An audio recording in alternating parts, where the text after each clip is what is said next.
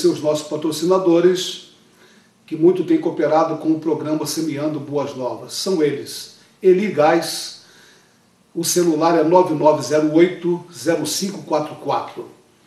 E EGS Produções Digitais, Alcione Coifer, Nilceia Schumacher, Maria Luísa, Júnior e Elisângela, Valci Cristiane, Diácono Jorge e Maria Célia, Adeniver Confecções, do irmão Adenildo e Vera, Redcar Oficina, Deigli e Keila, Schumacher Lingerie, Presbítero Célio e Neiva, Nuzaré Acessórios, Diácono Renildo e Núbia, JJ Imóveis, Aluguel e Venda, Jaiminho, Padaria e Mercado Luz e Vida, Diácono Márcio Guimarães e Carla, Pastor José Gomes, Missionária Ilza. Bem, você que gostaria de ser um cooperador deste programa Semeando Boas Novas, você pode entrar em contato com eliezer.gomes@yahoo.com.br,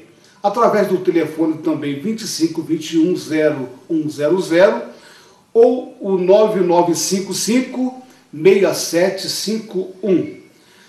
Você pode acessar também os nossos contatos via internet e veja as nossas programações. Por exemplo, blog, moderador, o cantor Jonathan.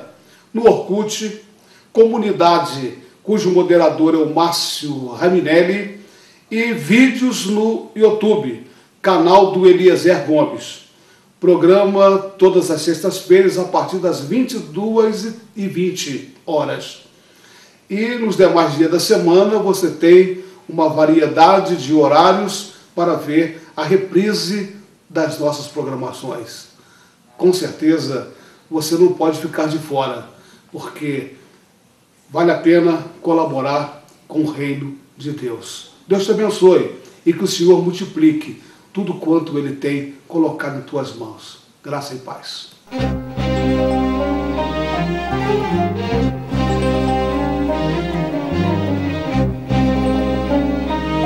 Estamos aqui novamente para falarmos um pouco do costume do povo bíblico, aquele povo que viveu com Jesus naquele tempo. É um prazer, irmãos, podermos estarmos falando da palavra de Deus, né? Porque somos zelosos com as coisas de Deus, aquilo que realmente precisamos. É isso? Então, falamos muito também da gramática hebraica, mas é necessário que nós também falamos um pouco do costume do povo daquela época, porque assim vai nos auxiliar no aprendizado da língua hebraica. Vamos lá? Muito bem. Como vocês podem estar vendo aí na tela, é o deserto da Judéia, onde João Batista iniciou as suas pregações. O João, após a morte de seus pais, ele iniciou a pregação e a trazer a mensagem da vinda do Messias, que estaria muito próximo.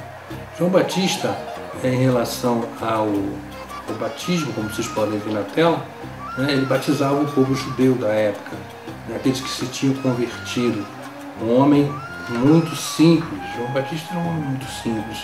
As roupas que ele vestia eram roupas tecidas com pelos de camelo, né? Se alimentava do gafanhoto e do mel silvestre. Muito interessante isso, né? Um alimento que realmente era um pouco estranho para nós, né? Mas era muito importante porque também tinha um certo simbolismo isso, né, da época.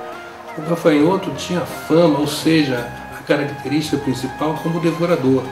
E o fato de João Batista se alimentar do gafanhoto era exatamente este, né? Como um homem de Deus, né? Ele representava aí, ao comer o gafanhoto, como Deus destruía o devorador. Isso é uma simbologia, né, muito interessante que nos dá essa orientação. Bom, o gafanhoto do deserto, como vocês podem estar vendo na tela, é um gafanhoto o qual o João se alimentava naquela época, juntamente com mel silvestre. Mas o que mais importante é que o povo antigo, ao preparar, né, o gafanhoto para o seu alimento, é o que nós vamos estar aprendendo um pouco hoje, né?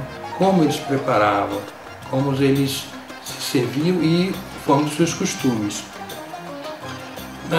Na realidade, eles retiravam primeiramente as asas, depois retiravam as patas e a cabeça. Colocavam numa vasilha e assim preparavam o gafanhoto conforme o gosto de cada um.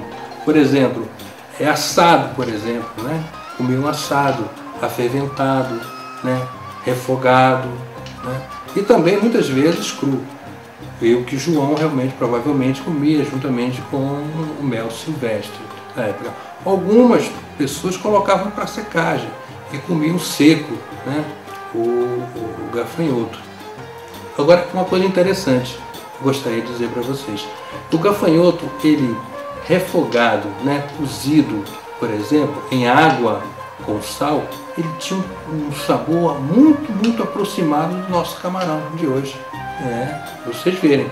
E outra coisa, também eles moíam o camarão, o gafanhoto, e misturavam o pó com o pão que estavam fazendo. Isso dava um gostinho muito saboroso, né? Segundo o que se foi nos informado.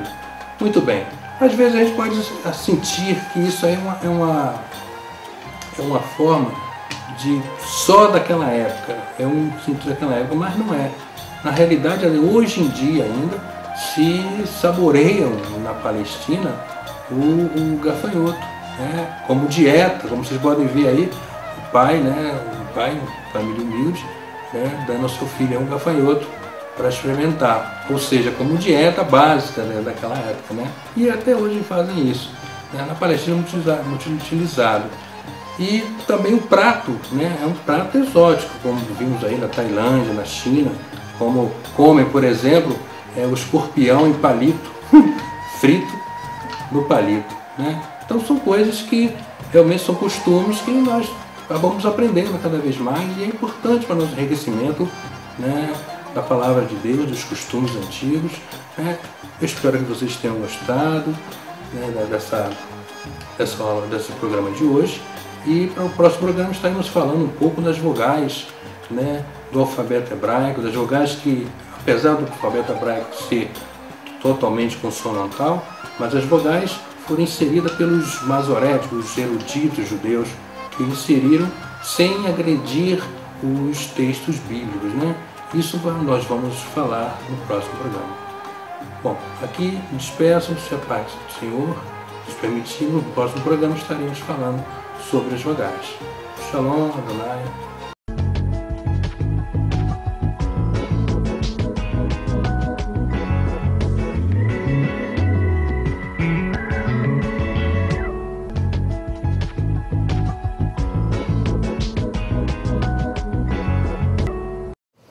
A paz do Senhor, meus queridos, hoje estaremos falando um pouco sobre a depressão. O indivíduo deprimido passa a maior parte do tempo triste e não sente vontade de realizar as atividades que mais geram prazer. Movimenta-se com mais lentidão, ocorre uma queda na concentração e apetite. Passa a ter sentimentos inapropriados de desesperança, desprezando-se como pessoa e muitas vezes se culpando pela doença e outros problemas. Ocorre também desejos suicidas, onde ela acredita ser esta a única saída. O importante é não confundirmos depressão com os estados normais de tristeza. O que a Bíblia diz sobre a depressão? Apesar dela não falar claramente sobre a depressão, encontramos textos que falam sobre momentos difíceis, como em Salmos 107:19, onde o salmista diz: "Então clamaram ao Senhor na sua angústia e Ele os livrou das suas dificuldades." Também em Salmos 119:28, "A minha alma consome-se de tristeza, fortalece-me segundo a sua palavra." E por último, recebemos uma palavra de ânimo e perseverança do apóstolo Paulo em Romanos 12:12. "Alegrai-vos na esperança, sede pacientes na tribulação, perseverai em oração." É bom sabermos que os sintomas não são aliviados apenas por vontade própria. Na semana seguinte, falaremos um pouco sobre os tipos de depressão. Até a próxima!